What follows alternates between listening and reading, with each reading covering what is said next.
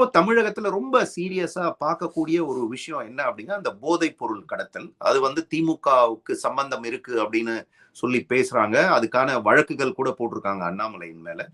இந்த தேர்தல்ல இது எப்படியான பாதிப்பை திமுகக்கு ஏற்படுத்தும்?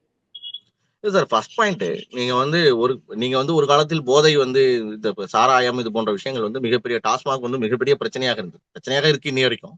ஆனால் வந்து முன்பு வந்து படித்த இளைஞர்கள்ட்ட இருந்து வெளில வரப்ப எப்படி இருக்கும் அவங்கள்ட்ட இந்த சிகரெட் அண்ட் இந்த மாதிரி என்ன சொல்றது மதுபானங்கள்ல வந்து அவர்கள் விழறது மட்டும்தான் இருக்கும்.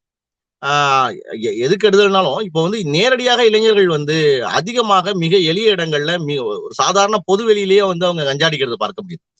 நீங்க வந்து மிக எளிமையாக கஞ்சா கிடைக்கிறது அப்படிங்கிறது வந்து வெளிப்படையா நீங்க வந்து சாதாரணமா ரோட்ல இறங்கி நடக்கிறவங்களுக்கு தெரியும். நீங்க வந்து நிறைய கடைகள்ல சாதாரணமா கிடைக்குது. நிறைய இடங்கள்ல இருந்து இது நடக்குது. ஏன்னா அவ்வளோ நீங்க வந்து தமிழ்நாடு காவல்துறையை எவ்வளவு கைப்பற்றுறாங்கன்னு பாருங்க. திடீர்னு வந்து அவங்க எவ்வளவு கடைகள்ல இருந்து ஒரு சாதாரண கடைகள்ல போய் கைப்பற்றுறாங்க சார். அந்த மாதிரியான பிரச்சனைகள் இருக்கு. நீங்க குட்கா அதெல்லாம் போடக்கூடாது, பஞ்சு முட்டாய் எல்லாம் வைக்க கூடாது, என்னென்னமோ தடைகள்லாம் இருக்கு, என்னென்னமோ பிரச்சனை எல்லாம் பண்றோம். ஆனா எளிமையாக கஞ்சா இத இத வந்து அரசியல் ரீதியா இல்லாம அரசியல் ரீதியா மட்டும் பார்க்காம நிறைய ஸ்கூல்ல இருக்கக்கூடிய வாத்தியார்கள் சொல்றாங்க, கல்லூரியில இருக்கக்கூடிய பேராசிரியர்களும் சொல்றாங்க.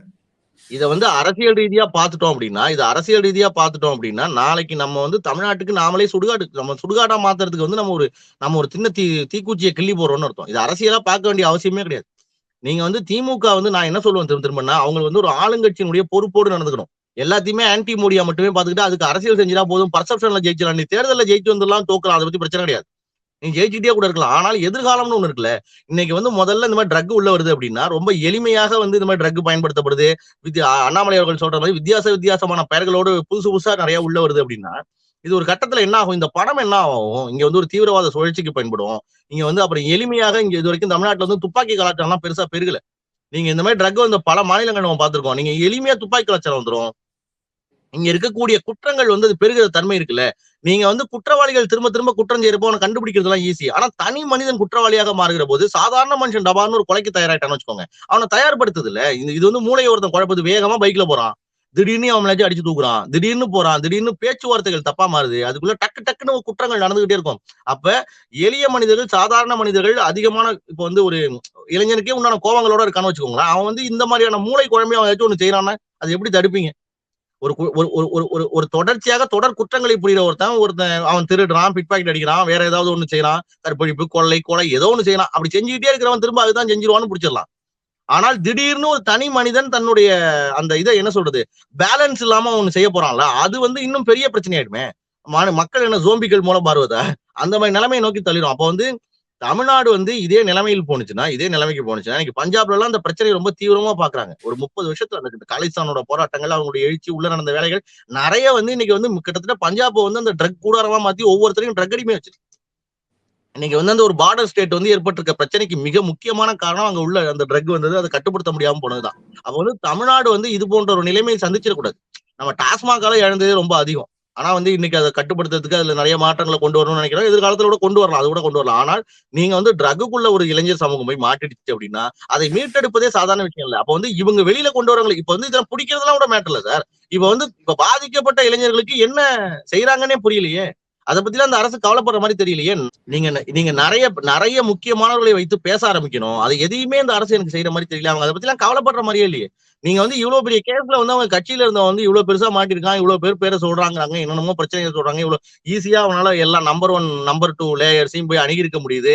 அப்ப இதுக்கு வந்து பதில் ஒரு முதலமைச்சர் வந்து பொறுப்போட வெளில வந்து சொல்றதும் இல்ல. அப்ப வந்து நீங்க வந்து இதுக்கு மக்கள் வந்து எப்படி எடுத்துக்கிறது? அவங்க வந்து டெய்லி நியூஸ் வருது இல்ல சார். வெளிப்படையாக என்சிபி பேட்டியே கொடுத்தாச்சு. வெளிப்படையா அவங்க அபிஷியலா சொல்றாங்க, அவன் எஃப்ஐஆர் போட்டிருக்காங்க. நீங்க வந்து கட்சியில வந்து 2000 பேர் 2000 பேர்ல எவனாலும் என்ன வேணாலும் தப்பு பண்ணுவாங்க மாதிரி தப்பு இல்லையே சார். திடீர்னு கட்சிக்குள்ள இருக்கான், அவன் வந்து எங்கேயோ ஒரு பழைய கொலை குற்றங்களை போய் இது பண்ணிட்டாரு, ஏதோ போய் அவர் மேல ஒரு 4-5 வழக்கு இருக்கு, அவர் வந்து ராபரி பண்ணிட்டாரு, இந்த மாதிரி வந்து முன்னாள் ரவுடியா ஏதோ ஒண்ணு சொன்னா பரவாயில்ல சார். அதுக்கெல்லாம் கூட ஒரு நியாயத்தை நம்ம கற்பிச்சுக்க முடியும். ரைட்டு, 10 பேர் இருந்தா இப்ப கட்சியில வந்து 4 பேர் இப்படிதான் இருப்பாங்க. ஆனா இது வந்து மன்னிக்க முடியாத குற்றமாச்சே. மன்னிக்க முடியாத குற்றங்கிறத விட இது அபாயகரமானதா இருக்கு. இந்த பண வலை வந்து உங்களை எப்படி எல்லாம் பயன்படுத்திருக்குன்னு தெரியல, எவ்வளவு தூரம் கைகள் நீண்டிருக்குன்னு தெரியல. நீங்க வந்து தமிழக அரசு வழக்கம் போல இந்த விஷயத்தை அணுகிறது வந்து மிக மிக தவறு. அது மட்டும் இல்லாம அது அவங்களுக்கு தவறுங்கிறத விட இது அவங்களுக்கே ரிஸ்க்கும் கூட. நீங்க வந்து இதனுடைய விளைவுகள் எப்படி போகணும்னு உங்களுக்கு புரிஞ்சிருக்குமா புரியலையான்னு தெரியல. உண்மையிலேயே வந்து முதலமைச்சர் மேல எனக்கு ரொம்ப ஆச்சரியமா தான் இருக்கு. அதாவது இது வந்து திரு கருணாநிதி போன்றவர்கள் வந்து அவர் முதலமைச்சராக இருக்கிற போது இப்படி ஒண்ணு நடந்திருக்குமா என்னங்கிறது எனக்கு சந்தேகத்துக்குரியது. இப்படிலாம் நடந்திருக்கான்னு நான் நம்புறேன். நீங்க வந்து 1000 விஷயங்கள்ல கருத்து வேறுபாடுகள் இருந்தால் கூட சில விஷயங்கள்ல வந்து அவங்க செய்ய மாட்டாங்க. சில விஷயங்கள்ல வந்து ரொம்ப ஜாக்கிரதையா இருப்பாங்க. இவ்வளவு அலட்சியமாலாம் இருக்க மாட்டாங்க. நிச்சயமா வந்து பொறுப்போடு முதலமைச்சர் வந்து இதுக்கு பதில் சொல்லணும். அதே போல இளைஞர்களை இந்த பழக்கங்கள்ல இருந்து மீட்கிறதுக்கும், அவங்க மத்தியில புழங்கக்கூடிய இந்த விஷயங்கள புறக்கணிக்கிறதுக்கும், அவங்கள வெளில கொண்டு வரதுக்கும் வெளிப்படையாக கட்சி தாண்டி அவர் வந்து ஆட்களை உள்ள சேர்த்து எல்லாரோடையும் சேர்ந்து பேசணும். இதுல வந்து பாஜக வந்து சென்ட்ரல்ல ஆளுது. அந்த கட்சிக்கு வந்து அதிக பலங்கள் இருக்கு. நீங்க வந்து அந்த கட்சியை வந்து முழுசா இதுல வந்து அவர் வந்து இணைந்து இதுல பயணிக்கிறது, இத வேட்டையாடல பயணிக்கிறது வந்து ரொம்ப நல்லது. அப்படி இல்லைன்னா அவரால் இதுல எதையுமே செய்ய முடியாதுன்னு நான் நினைக்கிறேன். என்ன காரணம், அவருக்கு இதுல விஷயமே இல்ல. அவருக்கு இதை பத்தின பார்வையே இல்ல. இது வந்து நாளை எதிர்கால தமிழகம் வந்து 20 வருஷத்துல மிக மோசமான இருண்ட காலத்தை நோக்கி நகர்ந்துடும். நம்ம பஞ்சாப் மாதிரி போயிட்டோம்னா மீளவே முடியாது. அத வந்து புரிஞ்சுக்கிட்டு அவங்க இன்னையில இருந்து எல்லாரும் அதுக்காக பணி செஞ்சா ஒரு 5 வருஷத்துல இந்த பிரச்சனையை ஒட்டுமொத்தமாக கட்டுப்படுத்தலாம்னு நினைக்கிறேன். அது மட்டும் இல்லாம வந்து தமிழ்நாடு வந்து பலமான கடல்புற மாநிலம் சார். நீங்க வந்து இந்த பகுதி வந்து மிக ஈஸி, நிறைய கனெக்டிவிட்டி இருக்கு. நீங்க வந்து ஸ்ரீலங்கா டு தமிழ்நாடு, நீங்க அது மாதிரி இந்த கடல் எல்லைகள்ல வந்து அந்த பக்கம் வந்து நீங்க உள்ள வர்றதுக்கு எல்லா பகுதிகளுமே வந்து வாய்ப்பான பகுதி. இந்த பகுதியை வந்து சாதாரணமா நம்ம எடை போட்டுற முடியாதுல்ல. மிக முக்கியமான பார்டர் ஸ்டேட்டா இருக்குல்ல. நீங்க வந்து கடைகோடியா இருக்கு. இந்த இடத்துல வந்து நிறைய முக்கியமான துறைமுகங்கள் இருக்கு. அப்ப வந்து இந்த மாநிலத்துக்கு வந்து கூடுதல் முக்கியத்துவம் இருக்கு. இந்த மாநிலத்தை ஆளக்கூடியவர்களுக்கு அதிக பொறுப்பு இருக்கு. சும்மா நீங்க வந்து ஏனோ தானோன்னு நம்மளும் வந்து கூட்டத்துல ஒண்ணு கத்திட்டு கடைசி ஆன்டி மோடின்னு கத்திட்டா போதும், ஓட்டு போடுறதுக்கு ஆள் இருக்காங்கன்னு நினைக்க கூடாதுல்ல. அப்படி நினைச்சு அரசியல் பண்ணக்கூடாது. அதனால அதுல வந்து ஒரு பொறுப்போடு இந்த அரசு நடந்து கொள்ளணும்னு நினைக்கிறேன். அதுல சும்மா நீங்க கேஸ் போடுறது, பேசுறவன வாய அடைச்சிட்டா எல்லாம் மாறிடாது.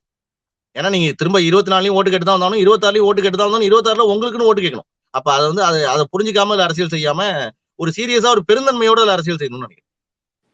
நிச்சயமா இந்த போதை விஷயத்துல மக்கள் எதிர்பார்க்கிறது என்ன அப்படின்னா, அரசியலுக்கு அப்பாற்பட்டு அரசாங்கம் வந்து ஒரு கடுமையான நடவடிக்கை எடுக்கணும், நம்ம இளைஞர்களை வந்து காப்பாற்றணும் அப்படின்றதுதான் ஒரு எதிர்பார்ப்பா இருக்கு. அரசாங்கம் என்ன செய்யுது அப்படிங்கிறத பார்ப்போம்.